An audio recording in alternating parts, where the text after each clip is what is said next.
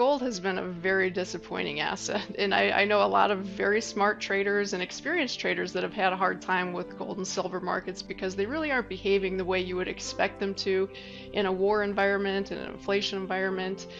I believe that the US dollar is what's really holding gold back, along with other assets, like I mentioned before, stock market and treasuries are suffering because of the higher dollar valuation.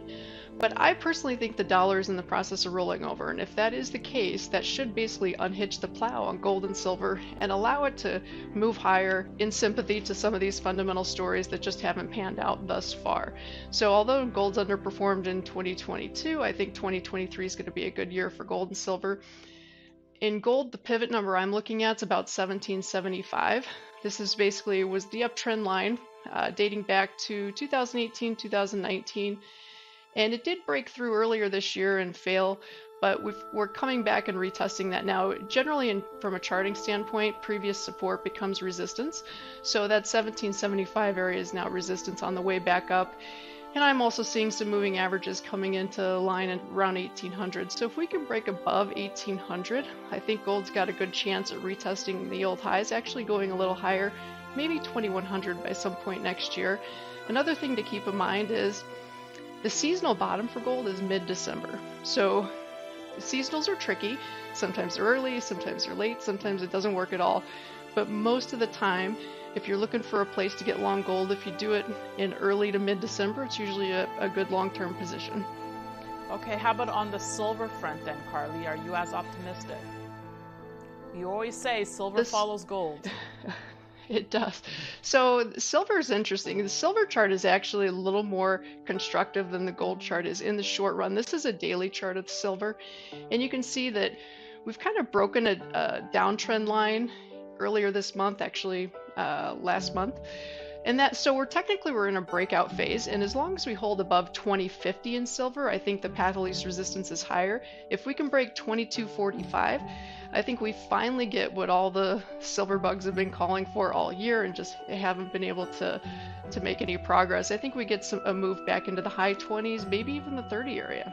Maybe even the 30 area, Carley. Maybe. Next year, yeah, this is gonna take some time, and assuming I'm right, and for this to happen, the dollar's got to roll over, and I think that it will. Yeah, and I'm curious. I mean, do you have any thoughts as to why you think it's gonna roll over here? So a lot of the dollar rally, there's a couple things working in favor of the dollar. Obviously, interest rate differential, and the Federal Reserve members continuously talking the market, talking treasuries down and talking the dollar up. But I think that a lot of that has already been priced in advance, and then we also had some flight to quality. The US dollar tends to be a quality currency, so when things are hectic around the world, people put money into the US dollar for safety reasons. So that, I think, has already played itself out. And if we look at a weekly chart here, the highs from a couple of months ago, were basically right up against a trend line. It temporarily poked out above it, but then it closed the week below it, and that was a very bearish signal in my opinion. And so now we're coming up against basically the area that the market broke out in 2022. With the Russian invasion of Ukraine and all the Federal Reserve actions and all those sorts of things came into play, the dollar broke out of the previous trading pattern. And now we're coming back down to test that pattern. So the previous resistance is now support, and that comes in at about 106. If we can get a weekly close below 106, which I think is in the cards, it may not be in the next week or two, maybe it takes a month or so to do it. But once that happens, I think the ball starts rolling down the hill, and we start making our way towards 97, and that would basically just allow everything else to float higher. And we're talking about basically all asset classes. Maybe not stocks right away; that'll be the slowest or the last to respond. But treasuries, metals, copper, silver will all benefit from that. But not Bitcoin, based on the chart. Maybe not Bitcoin. Maybe not Bitcoin. Okay. Let's get back to our commodity lister for a second. Curious to get your thoughts on copper. Had a lot of experts on uber bullish copper. Interested to know whether you are or not. The fundamental story for copper is pretty compelling. I mean, copper is an industrial metal. There's a lot of qualities as far as EV vehicles. So a lot of the new Green Deal and that sort of stuff is going to help the demand for copper. The one thing that's holding copper back is probably the economy itself, which is showing signs of slowing down, and the China story. But I think all of that eventually will work itself out. And so I think in the long run, anybody that's looking to play the upside in copper, probably look for some support around 350, maybe 330. Somewhere in that range should be a good long-term buying opportunity according to the chart. And I think the fundamental story supports that. Yeah, I feel like when it comes to the EV story, at least for me, I feel like I've been hearing it for so long that we've been waiting for this breakout from the battery metals and copper. But you feel that it might finally be all aligned now? Well, I agree with you. We've been hearing that for years, and it just, copper fell flat, and a lot of the metals did as well. But I think most of that had to do with the dollar or the higher interest rates. So once we work out the interest rate picture normalizing, and the market's basically standing on its own 2 feet in regards to fundamentals and not being held back by a higher dollar, I think that story finally allows itself to play out. So just getting back, Carley, to just some thoughts from the Fed. Obviously 50 basis points seems in the cards for December. Any thoughts or speculation as to where their head might be at?